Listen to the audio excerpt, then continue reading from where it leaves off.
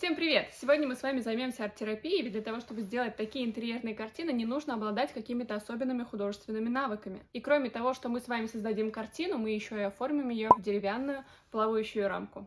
Присоединяйтесь, поехали!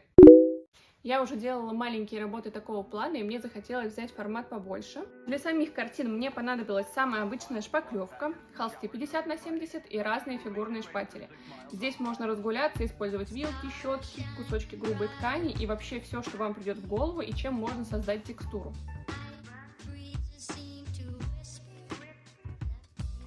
Я не рисовала заранее эскиз, а действовала по наитию. Прелесть этой техники в том, что можно начинать заново хоть 20 раз, пока не понравится результат. Для начала нужно нанести на холст тонкий ровный слой миллиметров 3-4 и потом создавать фактуру шпателем. Я хотела создать именно четкую тонкую структуру, для этого я взяла шпатель с маленькими зубцами.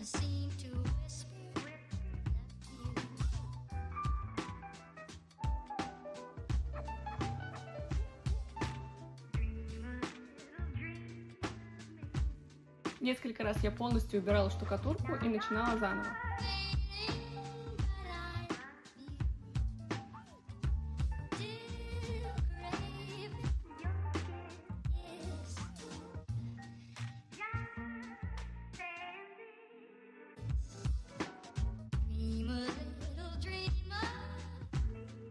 У меня есть еще вот такая картина на круглом холсте, я покрасила часть ее акриловой краской, и вы можете здесь заметить, что есть трещины на поверхности, это из-за того, что я положила слишком толстый слой за один раз, но мне даже это нравится, по-моему, выглядит прикольно. А в эти маленькие работы я добавляла слои после высыхания для того, чтобы добиться большей глубины. Пока картины сохнут, мы можем приступить к изготовлению рамок. Задумка в том, чтобы торец рамки был заподлицо самим холстом. Размеры рейки, которые я выбрала для рамки, 11 на 40 мм, а толщина самого холста 20 мм. То есть для того, чтобы рамка с картиной были в одной плоскости, мне нужно добавить опору в 20 мм за холстом. Я отмерила необходимые размеры и при помощи стусла напилила стороны рамки с углом 45 градусов. Аккуратно пошкурила места среза наждачной губкой.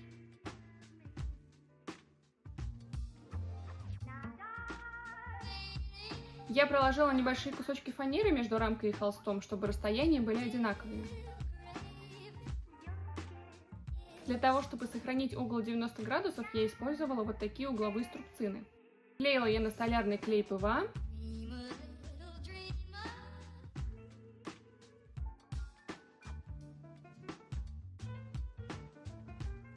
Там, где были небольшие зазоры, добавляла в клей немножко деревянной стружки.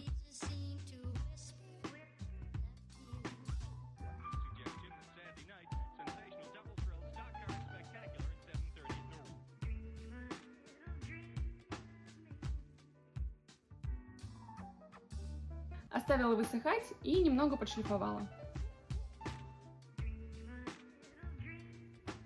Дополнительно с обратной стороны я скрепила рамку строительным степлером.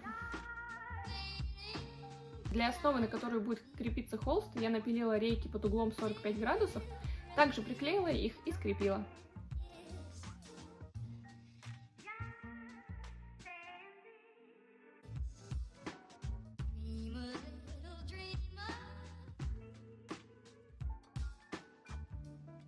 И покрыла всю эту красоту маслом. Сначала кисточкой, а потом втирала тряпочкой.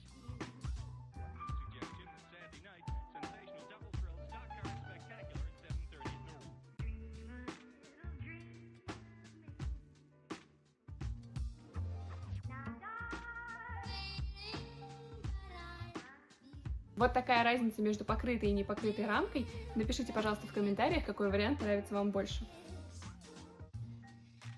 Осталось прикрепить холсты к рамам. Для этого я использовала финишные гвозди. Аккуратно положила холст на ковер и на полотенце, чтобы ничего не отвалилось, и прибила картину к основе гвоздиком. Краш-тест пройден успешно. Давайте посмотрим, что получилось.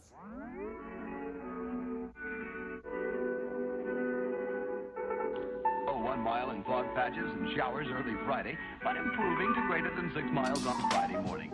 Stars shining bright above me. Спасибо, что посмотрели это видео. Надеюсь, что вы зарядились порцией вдохновения. Если хотите больше видеть внутрянки проектов, подписывайтесь на мой инстаграм. Ссылку я оставлю в описании. До встречи в новых видео!